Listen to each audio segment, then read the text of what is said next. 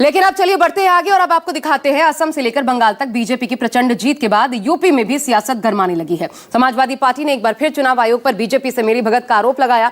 इसके बाद यूपी में 27 के रण से पहले कफन दफन वाली सियासत शुरू हो चुकी है। देखिए क्या है ये।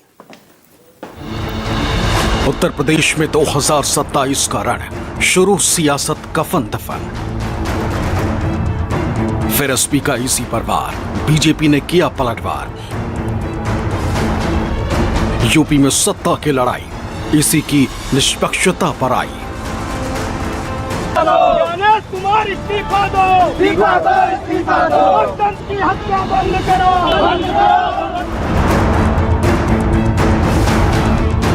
अंग बंग कलिंग और असम में बीजेपी के प्रचंड बहुमत से आने और सरकार बनाने के बाद उत्तर प्रदेश में सियासत गरमा गई है।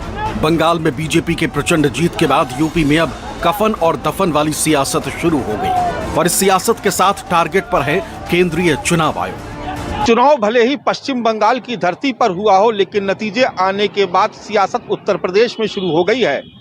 कफन और दफन की सियासत के जरिए समाजवादी पार्टी और बीजेपी अभी से अपने समर्थकों को संदेश देने में जुट गई हैं।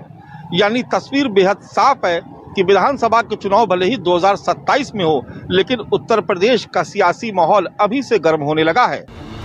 दरअसल समाजवादी पार्टी के प्रमुख अखिलेश यादव ने एक बार फिर चुनाव आयोग पर बीजेपी से मिलीभगत का आरोप लगाया। अखिलेश ने कहा कि चुनाव आयोग के लिए उनके सांसद कफन लेकर लोकसभा पहुंचे थे, लेकिन स्पीकर के कहने पर उन्होंने ये कफन वापस ले लिया। अपने सांसदों से कहा था कि कफन लेकर के जाओ और कहो कि लोकतंत्र में ये चुनाव आयोग मर चुका है। वहां पर लोग समझ ही नहीं पाए कि ये सफेद सफेद क्या आ गया। वहां पर जो लोग थे उन्होंने कहा ये सफेद सफेद चादर क्या ले आए। जब उन्हें बताया गया ये कफन लाया गया है, तो स्पीकर साहब ने मुझे बुलाया कि सदन में आपको कफन नहीं दिखाना चाहिए।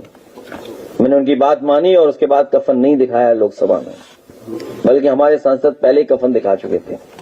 वो सब लोग बेडशीट समझ रहे थे कि सफेद बेडशीट लेके आए हैं। अखिलेश यादव का आरोप है कि लोकतंत्र खतरे में है और चुनाव आयोग निष्पक्ष नहीं रहा। अखिलेश के चुनाव आयोग पर इस वार पर पलटवार उत्तर प्रदेश के सीएम योगी आदित्यनाथ ने किया।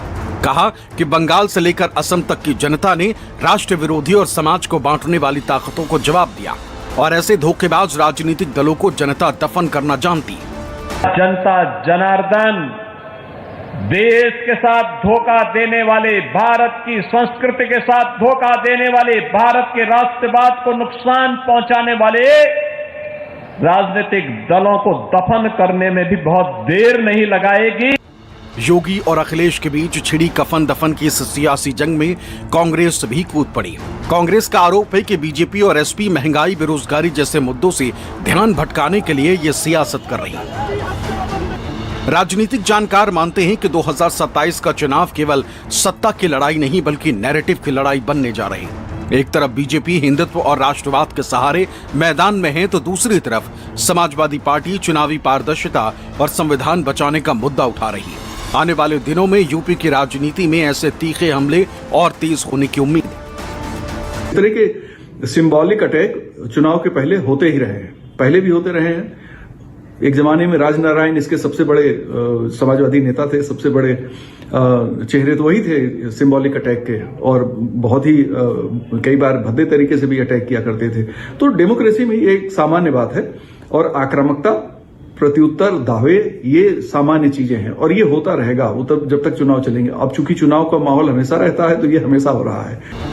बंगाल, असम और पुडुचेरी में मिली प्रचंड जीत के बाद बीजेपी के हौसले बुलंद हैं। जाहिर है बीजेपी को मिली इस जीत का असर उत्तर प्रदेश के 2027 में होने वाले विधानसभा चुनाव पर भी पड़ेगा। दरअसल बंगाल की तरह ही यूपी में भी बीजेपी हिंदुत्व और राष्ट्रवाद के पिच पर बैटिंग करने की पूरी तैयारी में। तो अखिलेश 2024 में पीडीए का फॉर्मूला हिट होने के बाद अब 2027 के रण के लिए लोकतंत्र का सवाल उठाकर बीजेपी को घेरने की कोशिश कर रहे हैं। जाहिर है 2027 के रण के लिए यूपी में चुनावी माहौल अभी से गरमाने लगा है। लखनऊ से मानस श्रीवास्तव के साथ न्यूज़ 24।